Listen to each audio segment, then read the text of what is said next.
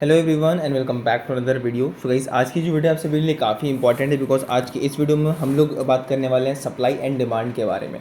Basically supply demand क्या होता है, कैसे काम करता है, कैसे आप लोग इसको यूज़ करोगे, कैसे आप लोग इसको ड्रॉ करोगे, वो सारी चीज़ें आज की इस वीडियो में आपकी क्लियर होने वाली है।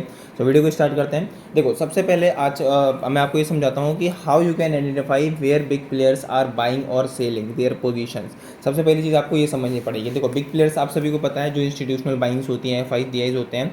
फॉर एग्जांपल मान लो कि मार्केट कुछ इस तरह से एक मूव कर रहा है, ठीक है। एग्जांपल के मान के चलते हैं कि मार्केट इस तरह से मूव कर रहा है, एकदम से यहाँ पे सेलिंग आ जाती है इस पर्टिकुलर लेवल से, ठीक है। तो ये जो लेवल है, या तो यहाँ पर FIs ने सेलिंग करी होगी या तो DIs ने सेलिंग करी होगी, ठीक है। दो में से किसी एक ने कुछ ऐसा किया होगा जिसकी वजह से इतनी अच्छी यहाँ पे आपको सेलिंग देखने को मिली है। अब ये चीज़ आप कैसे आइडेंटिफाई करोगे, जो ये पर्टिकुलर लेवल है, यहाँ से FIs ने सेलिंग करी है, DIs ने सेलिंग करी है, ऐसे लेवल्स को आप लोग कैसे आइडेंटिफाई करोगे, वो चीज़ आपको इस वीडियो में क्लियर होने वाली है। सेकंड थिंग, आप लोगों को एक चीज़ बता दूँ कि जो सप्लाई एंड डिमांड होता है वो हर एक जगह पे काम करता है। भले आप लोग क्या कर रहे हो, आप लोग ऑप्शंस में काम कर रहे हो या फिर आप लोग स्विंग्स ट्रेडिंग करते हो, ठीक है, या तो फिर आप लोग फॉरेक्स में काम करते हो, काफ़ी लोग हैं जो फॉरेक्स में काम करते हैं, या फिर आप क्रिप्टो में काम करते हो, ठीक है, किसी भी चीज़ करते हो, आप बाइनरी करते हो, ठीक है, कहीं भी आप काम करते हो, जो सप्लाई एंड डिमांड होता है वो सारी जगह पे सेम होता है, एक ही तरह से काम करता है। सो आप लोग, अगर आप लोग आज की वीडियो को देखोगे तो आप लोग ऑप्शंस में भी इसको यूज़ कर सकते हो, स्विंग में भी यूज़ कर सकते हो, फॉरेक्स में भी यूज़ कर सकते हो, क्रिप्टो में भी यूज़ कर सकते हो एंड बाइनरी में भी यूज़ करते हो। बट बाइनरी में किसी को सजेस्ट नहीं करता, ठीक है। आप लोग बट बेसिकली मैक्सिमम जो लोग होंगे वो ऑप्शंस में ही काम करते होंगे। मेरे जो व्यूअर्स हैं मैक्सिमम वो ऑप्शंस में काम करते हैं, तो आप लोग आज की वीडियो ज़रूर से ध्यान से देखना। सेकेंड थिंग, आपको एक इंपॉर्टेंट चीज़ बताऊँ, जो सप्लाई डिमांड होता है वो हर टाइम फ्रेम पे वर्क करता है। भले आप लोग 5 मिनट्स का चार्ट देख रहे हो, या 15 मिनट्स का चार्ट देख रहे हो, या आप 30 मिनट्स का चार्ट देख रहे हो, या फिर आप 1 आवर का चार्ट देख रहे हो, ठीक है। जो टाइम फ्रेम जो भी कोई भी हो, सप्लाई एंड डिमांड हर जगह काम करता है। बस एक चीज़ याद रखना, जितना बड़ा टाइम फ्रेम होगा उतना ज़्यादा वो इंपॉर्टेंट होगा, उतना ज़्यादा वो स्ट्रॉन्ग हो जाएगा। जितना ज़्यादा बड़ा टाइम फ्रेम उतना strong supply and demand area होता है। ये एक सिंपल सी चीज़ है, इसको ध्यान में रख लेना अपने, ठीक है। अब सबसे पहले आप लोग क्लियर करते हैं what is supply and demand. आखिर ये सप्लाई और डिमांड होता क्या है जो कि इतना इंपॉर्टेंट होता है ट्रेडिंग के अंदर। अगर आप लोग सिर्फ सप्लाई डिमांड को सीख गए ना, कोई स्ट्रेटेजी नहीं पता, कोई सेटअप नहीं पता, फिर भी आप लोग ट्रेड करके प्रॉफिट बना सकते हो, ठीक है। अब देखते हैं क्या होता है सप्लाई और डिमांड, वो जानते हैं। देखो, सप्लाई का मतलब क्या होता है। फर्स्ट थिंग आप लोग सप्लाई क्लियर करते हैं। सप्लाई का मतलब क्या होता है, फॉर एग्जाम्पल के मान के चलते हैं कि अपने पास एक XYZ प्रोडक्ट है, ठीक है, कोई भी एक XYZ प्रोडक्ट है अपने पास, और क्या बोलते हैं कि मान लो एक हमारे पास दो लेवल्स हैं, ठीक है। ये है एक लेवल, आप इसको रेजिस्टेंस मान लो, ये है अपने पास एक सपोर्ट। अब क्या होता है, जो XYZ हमारे पास एक प्रोडक्ट है ये वाला, अगर ये सपोर्ट लेवल के पास जा रहा है, इस वाले लेवल के, ये सपोर्ट नहीं है फिलहाल, जस्ट एक लेवल आप देख, मतलब एक एरिया मान लो, यहाँ पर प्राइस आता है इसका। अब क्या होता है, यहाँ पर होता है कि यहाँ पर जो इसकी सप्लाई बढ़ जाती है, मतलब सप्लाई का मतलब होता है कि इसकी जो क्वांटिटीज़ होती हैं वो मार्केट में ज़्यादा बढ़ जाती हैं। मतलब जब यहाँ पे प्राइस था तो उस टाइम पे मान लो इसकी सिर्फ 10 क्वांटिटी थी, अब इस लेवल पर आने के बाद इसकी क्वांटिटी हो जाती है 100। तो यहाँ पे क्या होगा, अब यहाँ पे जब क्वांटिटी बढ़ गई, मतलब सप्लाई बढ़ गई, जो प्रोडक्ट की वो क्वांटिटी बढ़ गई है, अब वो ज़्यादा मतलब बड़े लेवल पे प्रोडक्शन हो रहा है उसका, तो उस केस में क्या होगा, पे जो बायर्स थे वो कम हो जाएंगे, क्योंकि जो पहले जो जितने बायर्स थे उतना प्रोडक्ट बन रहा था। अब यहाँ पे क्या हुआ, बायर्स अब भी 10 हैं लेकिन प्रोडक्ट कितने हो गए हैं, 100। तो क्या होगा, अब यहाँ पे इस पर्टिकुलर लेवल की सप्लाई बढ़ गई है और इसका बायर्स कम हो गए, तो मतलब डिमांड कम हो गया और सप्लाई बढ़ गई है। तो ऐसी सिचुएशन में क्या होगा, अगर जब किसी प्रोडक्ट की सप्लाई बढ़ जाती है तो उसका प्राइस क्या करता है, वहाँ से गिर जाता है, नीचे साइड में फॉल कर जाता है। और वहीं पे डिमांड का मतलब क्या होता है, यहाँ पे मतलब क्या होगा, मान लो किसी प्रोडक्ट की सप्लाई है 10 क्वांटिटी है प्रोडक्ट, और इसमें बायर्स कितने इंटरेस्टेड है, 10, मतलब एवरेज चल रहा है, ठीक है। अब क्या होता है, मान लो कि इसकी प्रोडक्ट की शॉर्टेज हो जाती है, मतलब मार्केट में नहीं आता है किसी भी रीज़न की वजह से, इसकी क्वांटिटी कम हो जाती है और ज़्यादा, ये 5 प्रोडक्ट बचे हुए हैं और उसमें बायर्स कितने इंटरेस्टेड है, अब भी 10 बायर इंटरेस्टेड है। उस केस में क्या होगा, प्राइस इसी लेवल पे होगा सेम जगह पे, लेकिन अगर सप्लाई बढ़ गई तो क्या करेगा, प्राइस नीचे गिर जाएगा, और डिमांड बढ़ गई तो प्राइस क्या करेगा, ऊपर कर चला जाएगा, ठीक है। ये सिंपल सा लॉजिक होता है सप्लाई एंड डिमांड का। बट इसको जब आप ऑप्शन ट्रेडिंग में या फिर अपने चार्ट पे लेके आओगे तो कुछ सिनेरियोस चेंज हो जाते हैं। वहाँ पे आपको बायर्स लाइक प्रोडक्ट्स नहीं होते हैं, वहाँ पे आपके बायर और सेलर्स होते हैं, ठीक है। मतलब इस पर्टिकुलर लेवल पे कितने बायर्स हैं, इस पर्टिकुलर लेवल पे कितने सेलर्स हैं, वो सारी चीज़ें आपको समझ में आनी चाहिए, वो अभी मैं आपको समझाऊंगा, ठीक है। ये सप्लाई डिमांड का सिंपल सा कॉन्सेप्ट होता है। देन अब देखो, एक इंपॉर्टेंट चीज़ कि आप लोग सप्लाई डिमांड को कैसे आइडेंटिफाई करोगे। अब दो टाइप के सप्लाई डिमांड होते हैं, एक होता है हाई, ठीक है ना, एक कौन से होते हैं, एक होते हैं हाई वाले। हाई का मतलब क्या होता है, जिनकी जो क्वालिटी बहुत ज़्यादा हाई होती है, मतलब उसमें जो पावर ज़्यादा होती है। एक हाई पावर के सप्लाई डिमांड होते हैं, एक होता है आपका लो पावर का सप्लाई डिमांड। मतलब एक मान लो आपका ये रेजिस्टेंस है, ठीक है, ये आपका सप्लाई एरिया है, यहाँ से एक सप्लाई एरिया में छोटा सा मूव आता है और एक सप्लाई एरिया है जिससे कि बड़ा सा मूव आता है। तो इसको हम लोग बोलेंगे हाई क्वालिटी वाला, इसको बोलेंगे हम लोग लो क्वालिटी वाला, सॉरी इसको बोलेंगे लो क्वालिटी, इसको बोलेंगे हाई क्वालिटी। अब ये भी आपको कैसे आइडेंटिफाई करोगे वो मैं आपको समझाऊंगा। अब देखो, अब सबसे इंपॉर्टेंट चीज़ आती है।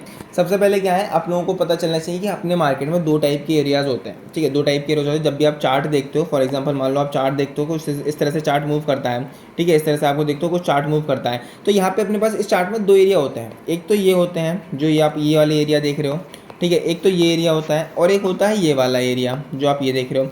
ये दो एरिया होते हैं अपने चार्ट पर। सबसे पहले जो ये वाला एरिया होता है इसको हम लोग बोलते हैं इम्बैलेंस, और इसको बोलते हैं हम लोग बैलेंस एरिया, ठीक है, इसको हम लोग बोलते हैं बैलेंस। और जो ये वाला एरिया होता है इसको हम लोग बोलते हैं इम्बैलेंस, ठीक। अब ऐसा क्यों करते हैं, देखो बैलेंस का मतलब क्या हो, आप सिंपल इजी लैंग्वेज बोलो तो जहाँ पे बायर्स और सेलर्स इक्वल लेवल पे होंगे उसको हम लोग बोलते हैं बैलेंस एरिया।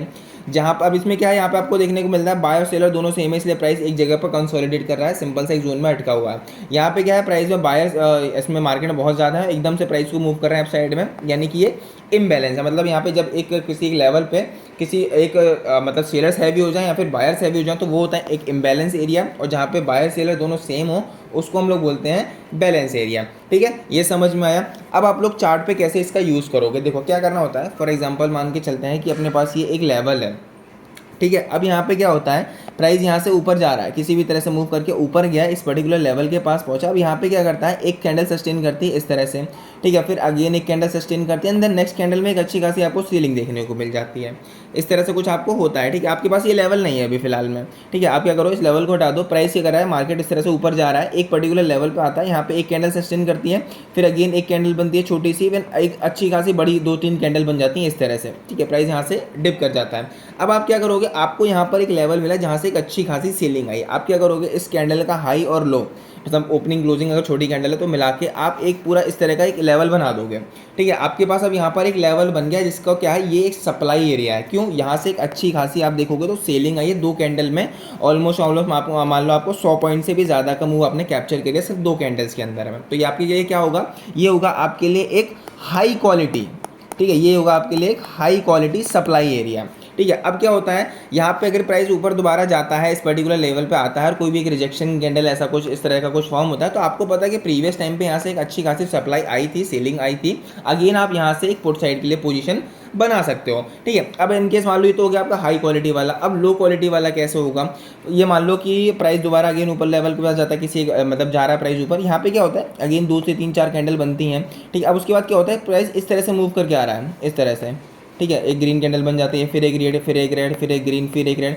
अब क्या होता है, प्राइस यहाँ से मूव करना स्टार्ट किया था, इसको लो आपने हाई लो मार्क करके एक लेवल मार्क किया यहाँ पे, बट आप प्राइस देखोगे तो यहाँ पे कितने 5, 7, 8 कैंडल्स में सिर्फ और सिर्फ कितना 30 पॉइंट का मूव कैप्चर किया, ठीक है, सिर्फ 5, 7, 8 कैंडल में सिर्फ 30 पॉइंट मूव कैप्चर किया। तो ये क्या होगा, ये आपके लिए लो क्वालिटी एरिया होगा। ऐसा क्यों, अगर देखो कोई एक लेवल है, ये एक ये मान लो एक ये लेवल है और एक ये लेवल है, यहाँ से 2-3 कैंडल के बाद प्राइस एकदम 3, 4, 5, 7, 8, 10 कैंडल में सिर्फ और सिर्फ 30 पॉइंट आता है, और एक ये वाला लेवल है जहाँ से 2 कैंडल बनती हैं, देन उसके बाद प्राइस एक बड़ी बड़ी कैंडल्स के साथ में मूव करके आता है। तो यहाँ पे क्या होगा, आप देखो कि 2 कैंडल्स ने यहाँ पे 100 पॉइंट्स का मूव कैप्चर किया और यहाँ पे कम से कम 7-8 कैंडल से 30 पॉइंट का मूव कैप्चर किया। मतलब जो ये पर्टिकुलर लेवल है यहाँ पर सेलिंग ज़्यादा स्ट्रॉन्ग है। तो आप लोग क्या करोगे, इस एरिया को भी मार्क करोगे सेम इसी तरह इस एरिया को मार्क करोगे, बट जो ये लेवल होगा यहाँ से आप एक बिग मूव को एक्सपेक्ट नहीं कर सकते, और यहाँ से आप लोग एक्सपेक्ट कर सकते हो कि अगेन यहाँ से एक अच्छी खासी सेलिंग, इतनी तेज नहीं तो कम से कम इसके आसपास की सेलिंग दोबारा से आ सकती है। बेसिकली इस तरह से आप लोगों को सप्लाई एरिया को आइडेंटिफाई करना होता है। जैसे आपको क्या करना है,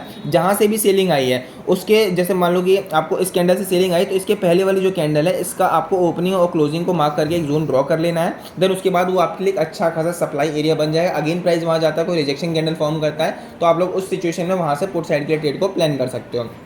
सेम अगर कॉल साइड की बात करें, क्या होता है, प्राइस मान लो कुछ इस तरह से मूव करके नीचे आ रहा है, ठीक है। अब नीचे आने के बाद क्या करता है, प्राइस यहाँ पे एक कैंडल बनती है, देन अगेन एक बड़ी सी छोटी सी कैंडल बनती है, फिर यहाँ से एक बड़ी ग्रीन कैंडल बन जाती है कुछ इस तरह से। अब आप यहाँ पे क्या करोगे, जो ये वाली कैंडल है आप लोग इसका ओपनिंग क्लोजिंग मार्क करके कुछ इस तरह से एक लेवल ड्रॉ कर लोगे। अब यहाँ से आपने देखा एक अच्छी खासी सेलिंग आई थी। अब क्या होगा, आपकी एक्सपेक्टेशन क्या होनी चाहिए, अगेन मार्केट अगर यहाँ से थोड़ी देर बाद नीचे आता है, 1 दिन 2 दिन बाद दोबारा इस लेवल पे आता है, सो आपकी एक्सपेक्टेशन क्या रहेगी, यहाँ पर एक ये अच्छा खासा हाई क्वालिटी डिमांड एरिया है, बिकॉज यहाँ से बड़ी बड़ी कैंडल्स ने एक बिग मूव देके ऊपर चले गए थे। सो अगेन प्राइस यहाँ पर आता है, एक दो कैंडल सस्टेन करे या फिर आके इस तरह से कुछ रिजेक्शन कैंडल फॉर्म करता है, तो आप लोग अगेन यहाँ पर सी साइड के लिए एक अच्छी खासी पोजीशन बना सकते हो। एंड अगर आपको कोई सेटअप है रिजेक्शन वगैरह का, तो उस चीज़ को भी आप यहाँ पे यूज़ कर सकते हो। बट इतना याद रखना, यहाँ पे दो टाइप के होता है, एक हाई क्वालिटी एंड एक लो क्वालिटी।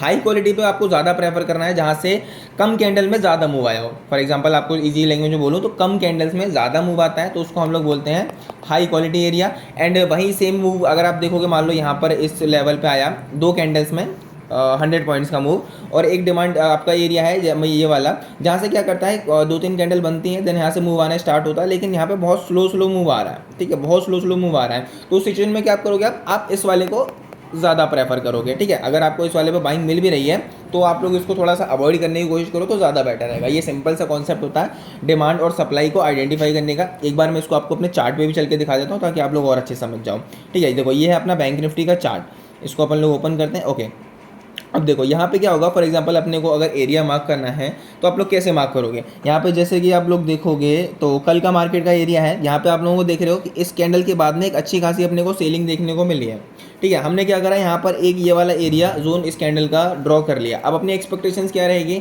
इनकेस मार्केट यहाँ पर आता है और यहाँ पे कोई रिजेक्शन कैंडल फॉर्म करता है, सो यहाँ से अपन दोबारा सी साइड के लिए अप साइड में मूव जाके देख सकता है। फर्स्ट कैंडल ने क्या करा, इसको ब्रेक कर दिया।